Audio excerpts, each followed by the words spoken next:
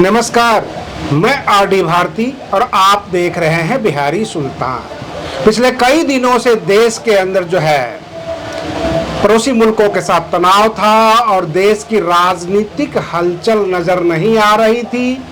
इसमें केंद्र की सरकार जो भाजपा की सरकार है, संदेह ये जताया जा रहा था कि इसे फायदा मिलेगा, पूरा देश राष्ट्रवाद में डूब जाएगा। लेकिन ये सीज फायर के बाद सवाल उठने शुरू हो गए। कांग्रेस पार्टी के नेता भी बहुत कुछ बोल रहे हैं, बाकी राजनीतिक दलों के भी नेता बोल रहे हैं। लेकिन इसी बीच बिहार से एक चौंकाने वाली खबर आ गई। एक दलित महिला दरोगा के साथ अन्याय हुआ है, इनजस्टिस हुआ है। क्या हमारे दर्शक उस दलित महिला दरोगा के साथ हैं जिसे अपने ही थाने में असुरक्षित रहना पड़ रहा है? मैं आपको बता दूं, पूरा न्यूज का जो ब्रीफिंग है, हम सारी बातें बता रहे हैं। लेकिन हम अपने दर्शकों से ये कहना चाहते हैं कि अगर आप हमारे चैनल पर नए हैं तो चैनल को सब्सक्राइब कर लीजिए। वीडियो अच्छा लगे तो इसे लाइक कर दीजिए, शेयर कर दीजिए। नीचे काले में सब्सक्राइब लिखा हुआ है, उस पर उंगली दबाएंगे, सब्सक्राइब हो जाएगा। और जहानाबाद, जो बिहार का जहानाबाद है, एक जिला है, जहानाबाद में एक प्रशिक्षु दरोगा है जो कि दलित महिला दरोगा है, SC/ST समाज से आती है।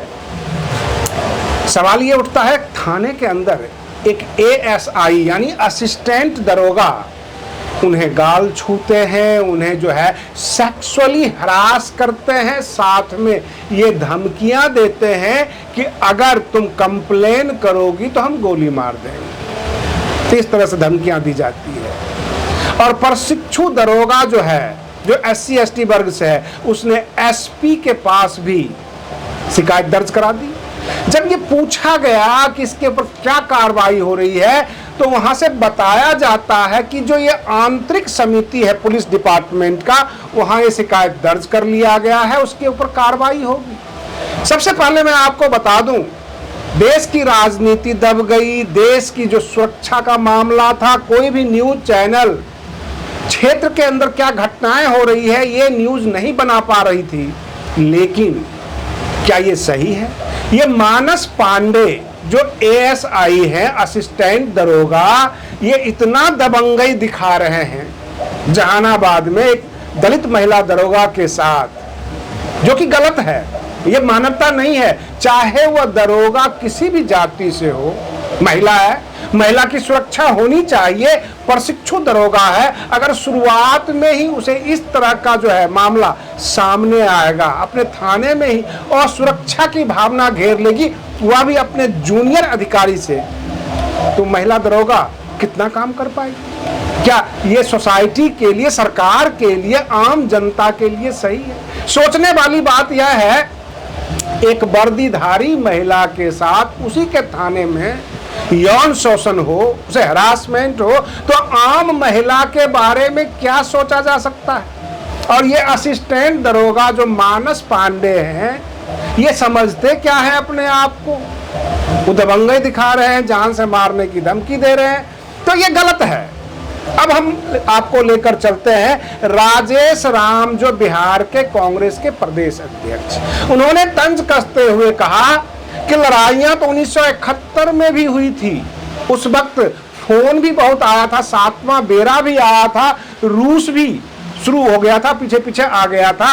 लेकिन जब तक पाकिस्तान 2 पार्टों में नहीं बटा, तब तक श्रीमती इंदिरा गांधी जी पीछे नहीं हटी थी। सबसे बड़ी बात यह है कि राजेश राम कांग्रेस पार्टी के नेता हैं, राजनीति से जुड़े हुए हैं। उनकी बातों को देश की जो जनता है वो इतनी गंभीरता से नहीं लेगी।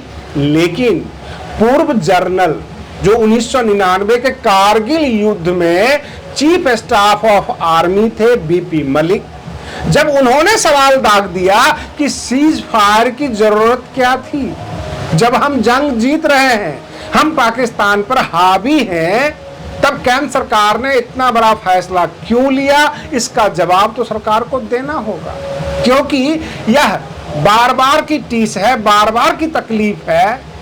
और रही बात ये कि जब पाकिस्तान हार रहा है, भाग रहा है, हमारी सेना उसके ऊपर चढ़ चुकी है, तो फिर पाकिस्तान को इसकी जरूरत थी, अचानक अमेरिका ऐलान कर देता है, मध्यस्थ बन जाता है, जबकि आप शुरू से ये कहते रहे। और मामला ये था कि ऑपरेशन सिंदूर, मामला था पहलगाम के हमला का, ये मामला कश्मीर का नहीं था, ये मामला पीओके का भी नहीं था। तो फिर गवर्नमेंट पीछे क्यों होती? आरोप लगाने वाले राजनीतिक दल ये कहते हैं कि हमारी केंद्र सरकार की विदेश नीति फेल हो गई, इनकी कूटनीति फेल हो रही है। कुछ लोग यह भी तंज कस रहे हैं कि पाकिस्तान के साथ तुर्की था, चीन ने भी उधर से कह दिया कि हम उस पाकिस्तान की संप्रभुता के साथ हैं, आपके साथ कौन कौन था? और अचानक अमेरिका आकर मध्यस्थता करता है, आप रुक जाते हैं। आखिर उसकी वजह क्या थी रुकने की? क्या पहलगाम, आपने कहा था कि पहलगाम के आतंकियों को आखिरी तक नहीं छोड़ेंगे। आपने ये कहा था कि 21 जो है टेरर कैंप है जिसको हमें ध्वस्त करना है, मात्र 9 ध्वस्त किए, तो 12 को क्या छोड़ दिया? कुछ गिनती है, कुछ लिस्ट है। देश की जनता आपके साथ है, सेना हमारी बहादुरी से लड़ रही है, फिर आखिर जरूरत क्या थी सीज फायर की? चारों तरफ से केंद्र सरकार को सवालों से घेर लिया गया है। और सवाल ये उठता है कि बहुत सारे लोग ये सोचने लग गए थे ये देश में अंदर जो चल रहा है, जो युद्ध के हालात बन गए हैं, तो कहीं ये चुनावी ध्रुवीकरण तो नहीं है, सामने चुनाव है, उसको कुछ भुनाने की तैयारी तो नहीं है? क्योंकि जो टीवी चैनल्स हैं, जो बड़ी बड़ी मीडिया है, वो सेना के नाम लेते लेते और बहादुरी के किस्से बताते बताते भाजपा के ऊपर चले जाते हैं, प्रधानमंत्री नरेंद्र मोदी जी के ऊपर चले जाते हैं। ऐसा आरोप लोगों का है कि ये इसका फायदा लेना चाहेंगे। चलो भाई फायदा ले लीजिए, चुनाव भी जीतिए, लेकिन विपक्ष तो सवाल करेगा, विपक्ष तो ये भी पूछेगा कि आप रुके क्यों, ये इसका जवाब दीजिए। जबकि विदेश मंत्रालय की तरफ से हर जगह से यह जवाब दिया गया है कि ऑपरेशन सिंदूर अभी खत्म नहीं हुआ है, रुका नहीं है, हम केवल विराम लिए हैं। कहने का मतलब यह है कि ये सीज फायर हुआ है, इससे हम पीछे हटे नहीं हैं। जब तक इसका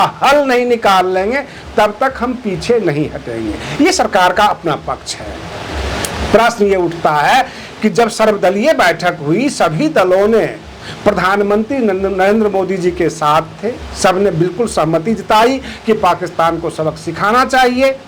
तो फिर ये पीछे हटने की बात कहां से आ जाती है? वो कारण क्या है? रही बात ये कि टोटल के टोटल पूरी मीडिया जगत केवल मोटिवेटेड हो गई सीमा के ऊपर, सीमा की खबरें दिखाने लग गई, बॉर्डर की खबरें दिखाने लग गई, और बहुत सारे एंटी सोशल एलिमेंट्स जो देश में हैं वह हरकत में आ गए, जिससे लोगों को परेशानी आई है। आज के लिए बस इतना ही। आप बने रहिए बिहारी सुल्तान चैनल पर, हम फिर मिलते हैं अगले वीडियो में। तब तक के लिए धन्यवाद।